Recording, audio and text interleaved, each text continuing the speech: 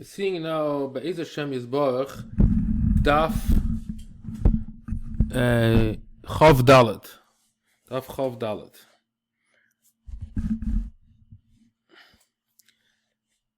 Mishnah said like this: Shalosh Asheras Haim. There are three types of Asheras. Ashera is a certain tree that the Goyim used to worship in times of the Mishnah.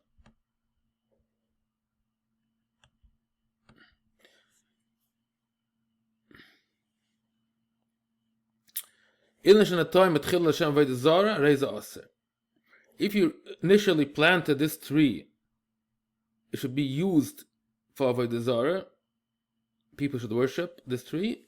Then it's aser. This whole tree is aser bana. If he chopped it off and he trimmed it to make it look nice, so initially he did not plant it for Avodah Zarah, but later on he decided to make it look beautiful. And then it started growing new branches. Anything that grew from his after he trimmed, that becomes aser.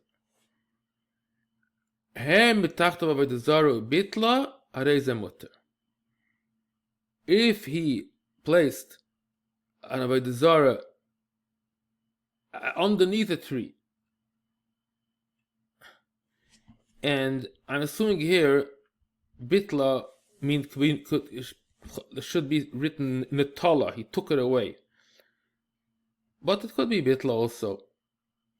Then once it's gone, it's mutter, because it's not the tree, nothing to do with the tree. It's just the place where they used to worship the idol. So once you take away the Avodah Zarah, it's no problem. Now the Gemara brings down here Rabbi Amar Shem Shim ben Lakish Omar says like this: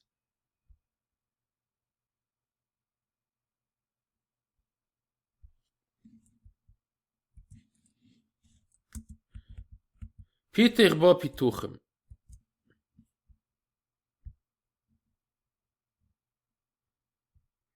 If he engraved in the tree certain kinds of engravements, Eina Betela, then that whatever he does to the tree, it can never become bottle anymore, because it's part of the tree itself.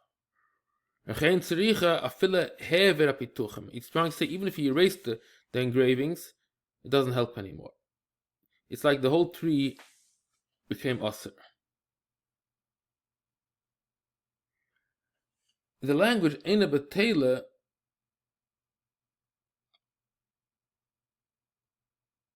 maybe means to say, don't think that if a Zarah tree, you're not meant to put engravings. So he says, even if you put engravings, it does not mean necessarily that he's not keeping it for Avodah Zarah anymore. It's that's the ornament for Avodah Zarah. Tana Herkev noitel mashe herkev. He added grafting. He grafted a branch to the Ashera that he had in mind for Avodah Zarah, the piece that he added. Noitel mashe herkev. It's only in a case where that was his intention, that he is adding it to Shem Avodah Zarah. I'm going to ask the question now. Leis ada pliga alapshim balakish. Tamam am pito betuchem ene betela. Vasavim me mafile heves betuchem. V'ka amahachen, that he says, if you take away the branches, not a problem. So isn't it similar to grafting? Is very similar to engraving. Why do you say by engraving that even if you take it away, you erase it, this tree stays aser? But here by grafting, if you take away that branch, it's mutter.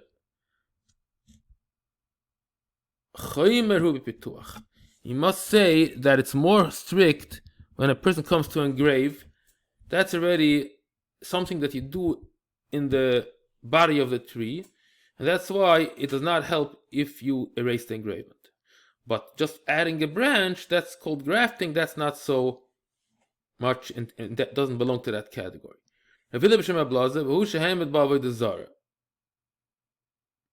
he goes back to our Mishnah. It says Hamid Tachtov. I'm sorry, the first part of the Mishnah.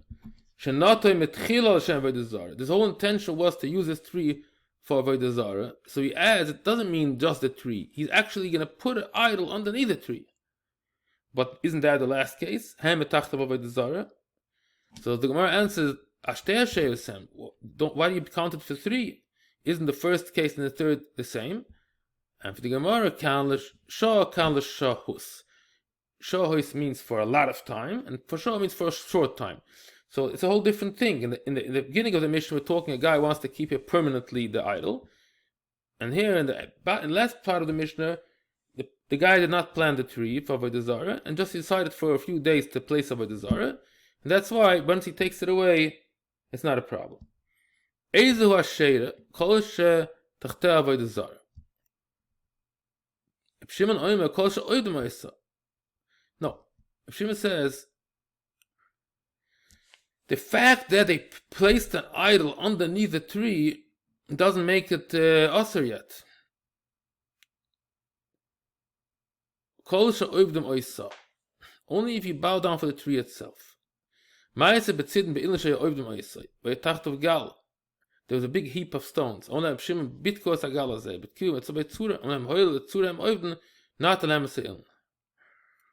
as long as you didn't find anything, you say, oh, they bowed down for the tree.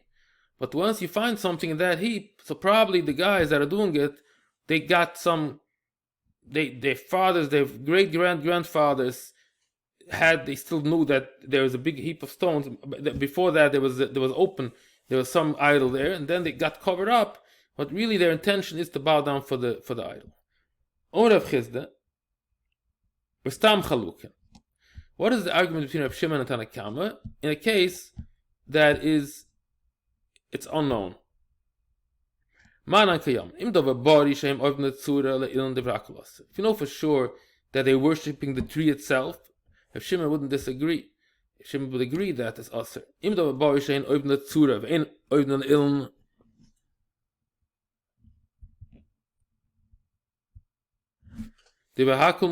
can't remember stam. One amri staman that oivden betzura leiln. If Shimon saw a staman, oivden betzura vein oivden leiln. We don't know for sure what's going on here because we don't see the idol. Maybe it's hidden underneath the ground. So according to Rav Shimon, we say no. Don't assume on your own that they're worshipping the tree. You're probably worshipping only an idol that's hidden here. And that's what Tanakama says. Shimon says. And Chacham say, no, probably they're worshipping the tree itself. It's a rule that we find in Shas, in Yerushalmi and Bavli, that if there's a single Tana that argues with others, he's never going to do it in practice what he said, because there's a rabbin that say it against him. So how can Reb Shimon say here and tell these guys that if they found an idol in the heap of stones, then they could use the tree? How can they go against the Chachamim that say that no matter what, the tree itself becomes aser? Now go to the next Mishnah, Halacha Yud Aleph. Le'yeshiv b'tzila, should not sit in her shadow. If he sat, he's still toy. So we know that Avodah Zarah is metama ba'oihel. So the Mishnah says here that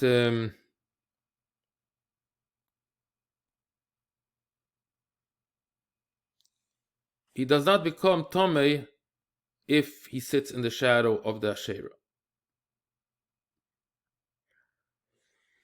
Lo yaver tachteha, im over tachteha tomei. So this shadow, the tree, goes yaver tachteha means underneath the branches. Tzila means a shadow. The shadow can be longer than the branches. So he's not allowed to have not allowed to derive benefit from the shadow, but he does not become tomei unless he sits underneath the branches itself. If this place is a middle of a street where people cannot go through, so the Chachamim did not say this tumah should be so strong even if it disturb the public. And that's why we say that the man that passes that area that there is actually underneath the tree does not become tummy. Another halacha. Zoyrim tachtel yeroka is b'mois hakshamim, avloi b'mois hachama. You can plant vegetables b'mois hakshamim. Mois hakshamim means that you don't need the shadow because it's not so much sun, so you're not having any hana, you're not deriving a benefit from the tree. But summer, it's very important to have the shadow, that's why you cannot do it. Chazron and lettuce, kinds of lettuce, then you cannot do either because it always needs shadow, so even in the winter it's important, it should be underneath a tree. He says no.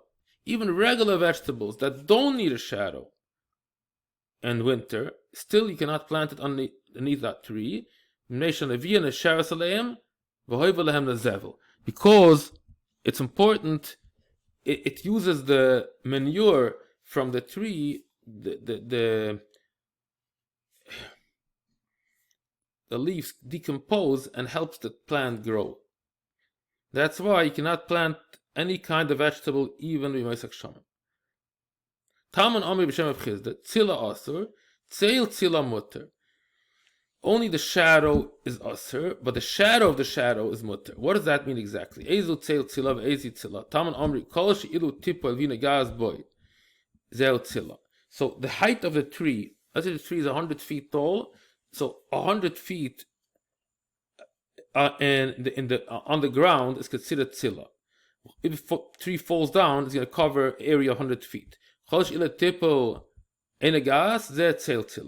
it's 101 feet away, even though there's still some type of shadow there, doesn't have a din of tzila, and it does not, it's mutter bar noah. Mutter to pass there. Ne'ma tzila aser, ne'shu asur bar noah. Fair Gemara, Ari kever, asur bar noah, but tzila mutter. Ari heichel, asur bar noah, Rebechna mazakai, Yeshu b'shem tzila shel heichel. You see that it wasn't an issue, even though it's asur bar noah, you're allowed to use the shadow.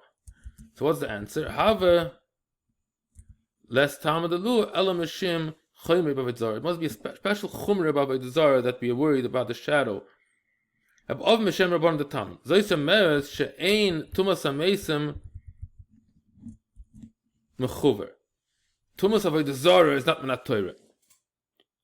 The Lukein Ili Kevish Yigazas Rabban Ba'ot Tachtov Torah. If it's Menat Torah, how can you say that because it's disturbing people, it should not make you tummy? If it's usher, no matter what. So the Gemara, Gamliel Zuge hoy mestamach be'ashbal, moten ve'hein tavnisa. They saw a certain statue. Amalei, he asked him, ma'u me'iver kama, if he allowed to pass through this statue. Amalei, avoye kumei v'same einei. Just don't look at it. V'yitzcha bar masna v'mestamach be'ab yochanan, moten tzalma the bully. They came to a certain image that they had there in the town, and and he asked him, "My neighbor come if you allowed to pass." And the answer was the same thing. The answer was that he said, "No problem, you can pass, and just don't look at it." Don't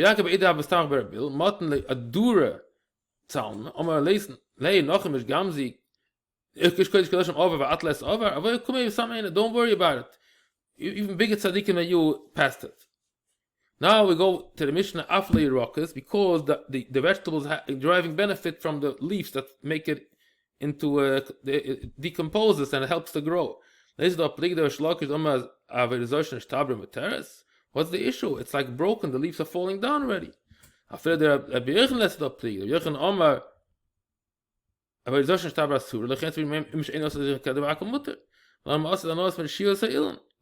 going to come back. We must answer with Yisrael. We're talking here that this Ashera belongs to a Yid, and that never has a bittel. That's